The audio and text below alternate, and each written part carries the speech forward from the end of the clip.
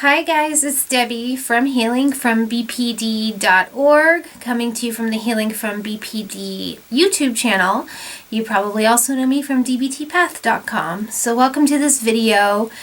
Today I am talking about a topic that came up in trauma recovery group yesterday because I went on Facebook and told you guys about it, and enough of you were interested and wanted to hear more about it that I decided to make this video post. So I'm going to mention a number of links, and those are going to be below this video in the blog post. If you're on YouTube, don't worry, there'll be a link to the blog post that I'm speaking about. So the book that I mentioned, the blog post, all that sort of thing, you'll be able to find those there. So I have this paperwork here to refer to regarding the topic that we did last night, which was, what is the split self? And I knew it was going to be good because that just sounds really interesting. So to start out with, a lot of people who have BPD or borderline personality disorder, and a lot of people who do not, also have trauma in their history. So they might have post-traumatic stress disorder, and I'm one of those people, and I still cope with those symptoms, and that's why I'm in this group, to get some help. And the way the group works is we are in an initial large group for an hour where we learn some skills and talk about a topic, and then we split up into smaller groups where we actually do the in vivo exposure therapy, where we talk about the actual trauma. As a side note, this group started out with 12 people, then it was down to 6, now it's just down to 4 of us. This is such hard work, and this is not the first time I've tried to go through this process. The first time I did was before I took Dialectical behavior therapy, or DBT, and it was just too difficult. This time, last night was week 4, so I'm halfway through the program. So yay, it's working out this time a little bit better than last time. And it makes sense because I have skills to handle the emotions a lot better than I did before. So the topic last night is, what is the split self? So to begin with, a lot of times when we think about or hear about split personalities, we think about the symptoms that come with another disorder called dissociative identity disorder, which in the past was known as multiple personality disorder. And there was a movie years ago that most people bring up when they hear that, which was called Sybil. And another recent series that was done on it, which was really good, with Toni Collette, was called The United States of Terra, and that's available on Netflix. Trigger warnings all around because it does contain triggering content, but if you've ever watched United States of Terra, you know that she had a lot of what are called alters, just as a funny pop culture way of looking at it. You know how Beyonce had her alter ego? What was the name? And she called her Sasha Fierce. So she would take on this whole new persona when she went on stage, and she did that CD that had 2 discs, and one was as Beyonce, like the sweet angelic voice, and the other one was Sasha Fierce, and it was like much more in your face kind of music. And so Beyonce doesn't have a disorder, but that's an example of someone having an alter ego, you know, having a different personality that they put on stage, but they do it consciously and they're aware of it. In the United States of Terra, she had many personalities that came up, like there was this teenage girl, there was this really raunchy older person.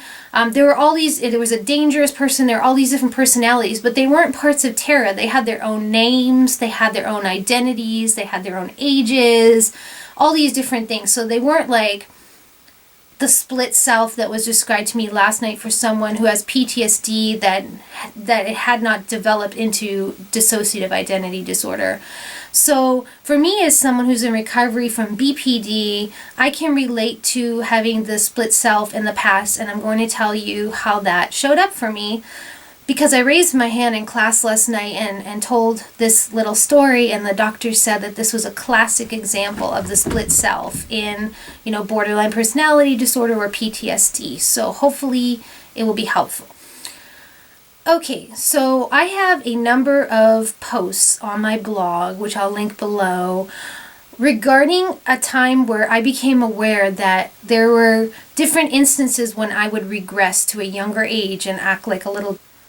Unfortunately, one such time where it started to recur was in intimate situations with a partner, And at one point he told me he just couldn't be with me in that way anymore because he felt so strange, like he was taking advantage of a child because I would just change. And I didn't become somebody else, but I became a younger version of me. So I regressed. So this is a split self, but not a totally different personality or an alter. Does that make sense? So I didn't believe him. I was like, whatever. And it just never occurred to me. Like, I just never realized that was happening. And then at one point I was at the emergency right now. And what happened was I imagine I was acting very much like a child because all of a sudden the doctor in the emergency room said to me, "How old are you?" And I remember feeling so confused, and I just couldn't reconcile when he asked me the question. Like, the first thing that came up was that I was 8, and I knew I wasn't. I knew I was an adult, and I started chronologically counting up, thinking of like really important events that happened along the way, like things that happened when I was 16, 18, all the way up to my age. And that was a real wake-up call for me that apparently during that time that I was in the emergency room before he asked me that question, I had checked out and I was regressed back to the younger me. And so my partner at the time said, that is what happens. So what he did to help me, which was really helpful, is whenever I would slip into that, he would ask me, "How old are you right now? How old are you?" And I'd stop and I would become aware that I was not there, that part of me had gone to that part and the child part showed up. It's so strange. After a few times, though, it stopped happening. So what the doctor said is this is a classic example of a split in PTSD or BPD or any of these, things that we might experience from trauma. And that once you become aware of a split, it no longer exists. And you can begin to integrate it into yourself by having compassion for that child part and even speaking to it, which I thought would make me more crazy, but they actually suggest it. So I'm going to read to you a little bit from the handouts that they gave us from this book, and I will put the link below. This book is amazing. It's Seeking Safety by Lisa Najavitz, and I'm probably really mispronouncing it. It's probably Nahavitz or something like that, but I'll put all that down below. And so the split self, these are the questions it says to ask yourself, and there's 5 of them. And it says, do you do things and not remember how they happened? Example, find yourself at a bar, not aware of how you got there. And I put no because I've never really had anything that extreme happen, although other people in the group definitely related to that one. Number 2 is, quote unquote, flip into different emotional states. For example, your moods shift very quickly and intensely. And I put yes, but not as much, because honestly, since I graduated from DBT, I don't have as many mood swings. I do have them, but just very much less frequently.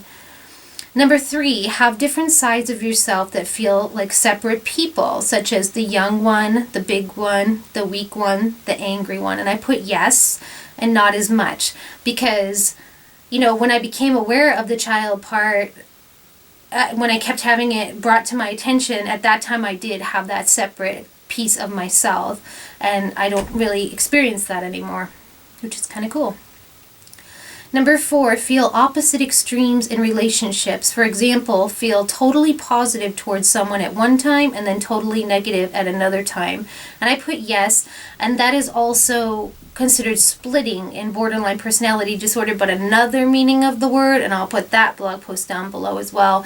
That's when you totally love and admire someone, and if they do like one little thing, then you kind of kick them off the pedestal and you might hate them or think they're this like evil, totally awful person. And I've experienced that kind of black or white thinking with BPD. And then the last one is frequently have mixed feelings about important decisions in your life, such as whether to stay in treatment, whether to get a job, etc. And I put yes. And from time to time I still do deal with that, and it was huge in my life. Everything from, I'll be honest, sexuality to religion to job to political affiliation, all these different things, I frequently did have mixed feelings about them and the important decisions related to them. So yes. Then it goes on to, what is the split self? The split self refers to sides of the self that can occur in both PTSD and substance abuse. Becoming aware of these sides can help you recover.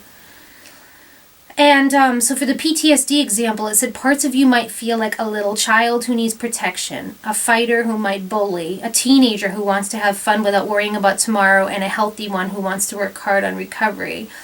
And you know, my thing that I'd like to say about this is it's not always pathological. I think we all have different parts of us that come up at different times, whether someone has mental illness or not. We're just not like one way all the time. And a good example of this also is for people that go to work. Most people are a certain way with their boss, but they would behave a lot differently at home with their loved ones and partner, or with their children, or with their mom. So that's all normal. But this is something that it's difficult to grasp it, because usually when it's happening you're not aware of it, and until someone gives you that wake-up call, or you have some kind of snap-out experience like I did in the emergency room, you don't even really know what's happening. It's really difficult. So I would encourage anyone who is being told by someone in their lives that you become a child, or you become this really angry, vicious version of yourself, like not another person with another name, like a dissociative identity personality, but you regress, you become a child, please consider and take into consideration that that could be real. No one ever said that to me before.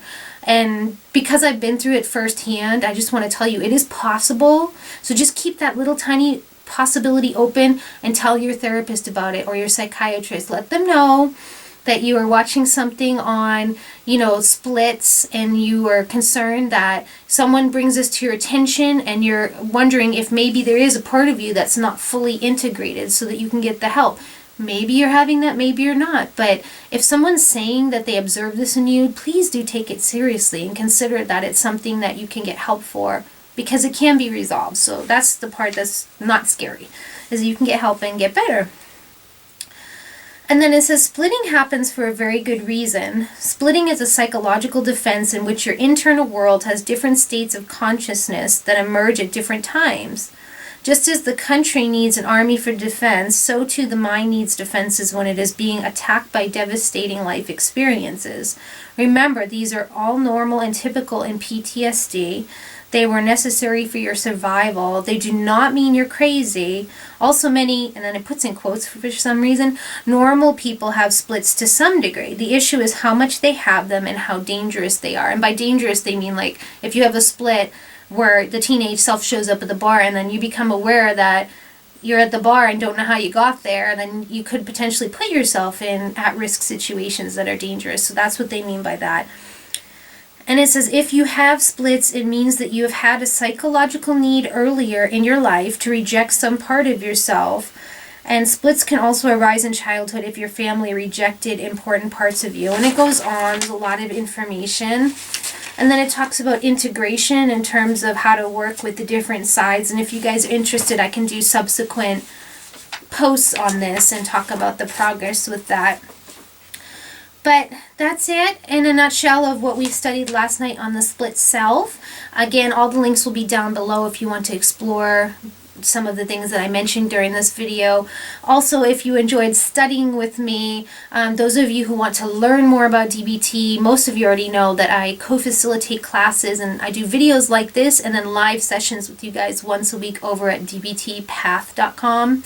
So if you enjoy my teaching style, then you can join me over there. It's a lot better than a little vlog video, but you know, gives you a sample idea sort of. So anyway, guys, let me know your thoughts about the split self.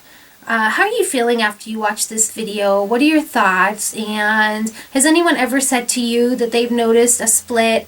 Of course, they wouldn't have used that word, but that they've noticed that you have become a different age, or that you act completely differently in one situation versus another, and you're not aware of it, and you're kind of like, I don't think so, because I would know if that was going on, sort of thing. And let's have a discussion. So I will see you guys next time in the next video or blog post, and have a great rest of the day. Bye for now.